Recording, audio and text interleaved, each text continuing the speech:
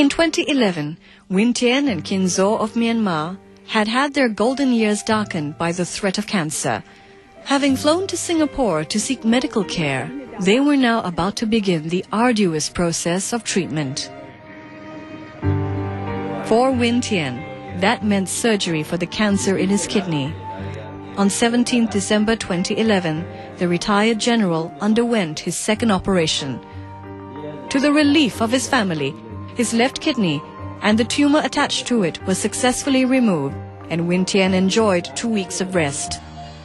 But there was still a long treatment plan ahead to ensure that the cancer would stay gone. Making that plan would require the expertise of radiologist Dr. Lee. Both Dr. Koo and myself sat down, looked at it and said that the combined approach with chemotherapy and the radiation to the pelvis to reduce the chance of the tumor coming back would be the best approach. Like chemotherapy, radiation therapy works by targeting fast-growing cancer cells and halting their spread. However, radiation therapy is only effective when a cancer is localized in one part of the body. Beams of radiation are then focused on the tumor or any infected lymph nodes to kill the cancer cells within. The combination of chemo and radiation therapy would be long and difficult, spanning 7 months. Htein would begin with 10 cycles of chemotherapy and then undergo radiation. Fortunately, under the careful care of his doctors and family, he responded well to the chemo. It was a great help from my family, my wife, and my son. He accompanied with me to Singapore because I can't stay alone. He suffered everything I need. Khin Zaw too had to undergo chemotherapy to treat her lymphoma, a cancer of the lymph nodes. Since she was first hospitalized back in Myanmar, Khin Zaw had struggled with a high fever so severe that she was sometimes unable to tell night from day. Her doctors worried that her body was too weakened by the fever to respond well. Lymphoma is often associated with fever, loss of weight, and night sweats. Not everybody gets it, but if they have these symptoms, it confers a poorer prognosis. But as soon as we started treatment, the fever resolved within a week.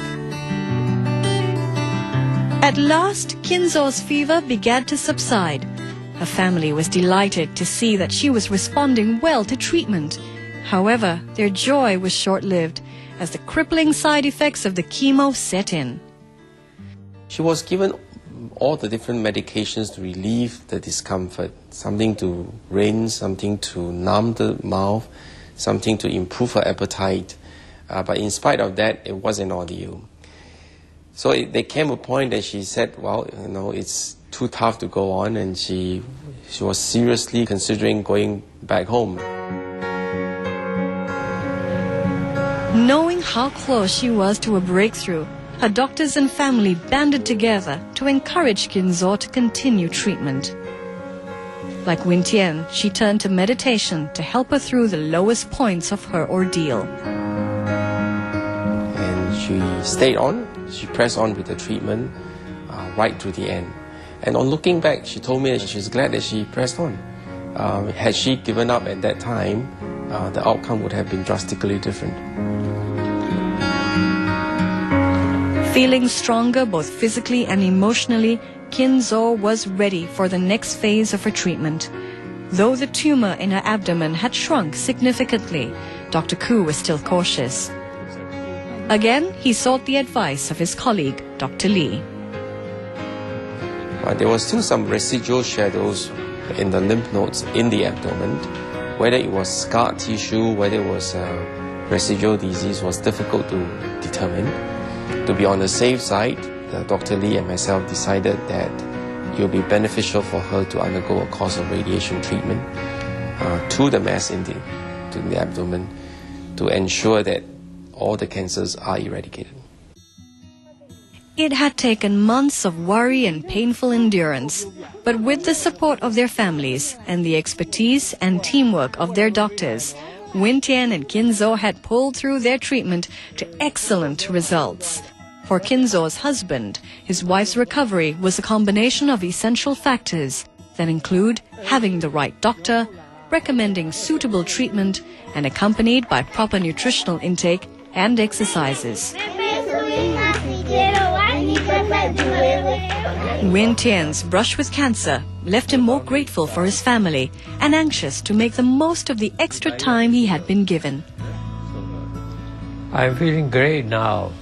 I will recover soon from here and be a normal again and spend my lifetime with my family happily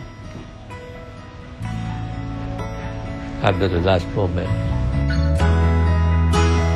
For Htein, looking back on his experiences as a soldier put the whole ordeal into perspective. In the battle, it's just maybe 1-2 hours or 1-2 days fighting. And fighting with cancer is taken so much time.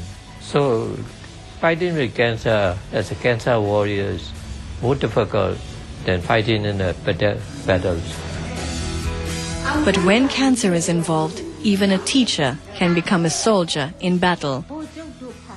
Khin Zaw's experience helped her to discover a new strength within herself. I said to my mother that she is a cancer warrior, she is a general, so she lead me to fight that cancer, and we will support her to win this war.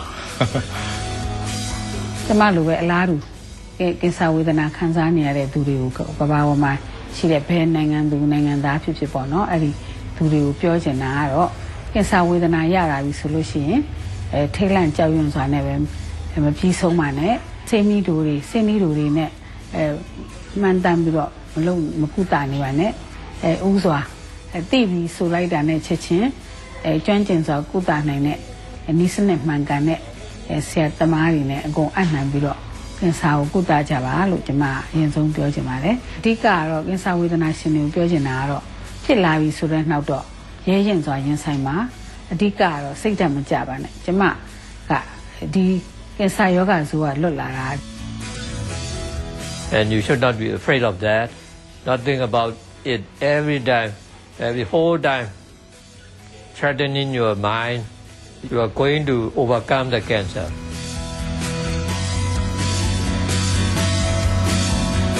Htein and Khin Zaw began their battle with cancer as two individuals linked by nothing except their country of birth.